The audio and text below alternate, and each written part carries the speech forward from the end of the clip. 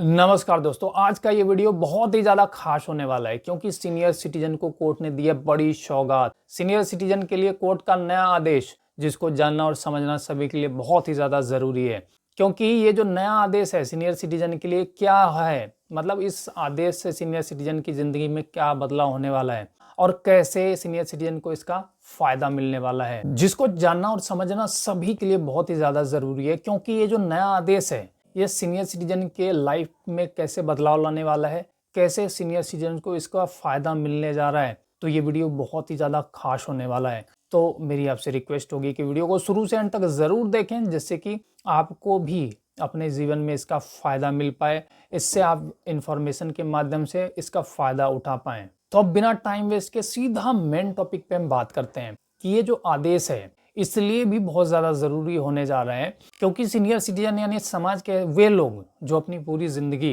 दे देते हैं अपने बच्चों की ज़िंदगी को बनाने में, और वही बच्चे आगे चलकर उनका ख्याल नहीं रखते हैं, उनको उनके साथ गाली गलौज करते हैं, उनको अब्यूज़ करते हैं, और जो उनका अधिकार होता है शांतिपूर्ण तरीके से जीवन जीने का वो भी नहीं करने देते हैं। ऐसे सभी सीनियर सिटीजन के लिए ये कोर्ट का आदेश बहुत ही ज़्यादा महत्वपूर्ण होने वाला है। तो जो कहानी है इस केस की इस प्रकार से मैं आपको बताता हूँ। इसमें दो पक्षकार हैं, इसमें दो पार्टी है, पति पत्नी है होते हैं जो कि सीनियर सिटीजन है, जो पूरा जीवन अपने बच्चों के लिए देते हैं, और जब बच्चे बड़े हो जाते हैं और जो बेटा होता है उसकी शादी हो जाती है, और जब पत्नी आ जाती है वो उनको परेशान करना शुरू कर देती है, और जो माँ बाप होते हैं जो सीनियर सिटीजन है उनमें से एक की मृत्यु हो जाती है, और जो बेटे की पत्नी होती है वो अपने सास पर अत्याचार करती है, उनको अब्यूज़ करती है। वो अपनी मर्जी से ना तो किसी से मिल सकती है, ना अपने मर्जी से कुछ खाना खा सकती है, ना कहीं जा सकती है, और उनके साथ गाली गलौज मारपीट करती है। ऐसे में जो सास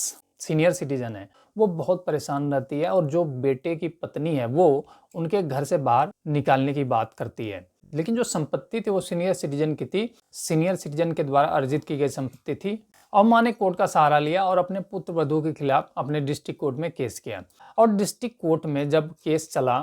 तो पता चला कि जो पुत्र वधू है उसने पहले से ही सास पर घरेलू हिंसा का मुकदमा कर रखा है, और इन्होंने सीनियर सिटीजन एक्ट के अकॉर्डिंग जो डीएमएडीएम कोर्ट है जिसको पावर होती है सीनियर सिटीजन एक्ट के तहत मुकदमा सुनने का, तो जो सीनियर सिटीजन माँ है उसने मुकदमा किया अपनी बहू को घर से बाहर निकालने के लिए डीएमएडीएम कोर्ट में सीनियर सिटीजन एक्ट के अकॉर्डिंग। चूंकि सीनियर सिटीजन एक्ट में सीनियर सिटीजन को वरीयता दी जाती है, तो उन्होंने उस बहू को घर से बाहर निकालने का आदेश दे दिया। लेकिन बहू हाई कोर्ट पहुंच जाती है और उसको चैलेंज कर दिया जाता है, और वहां वो कहती है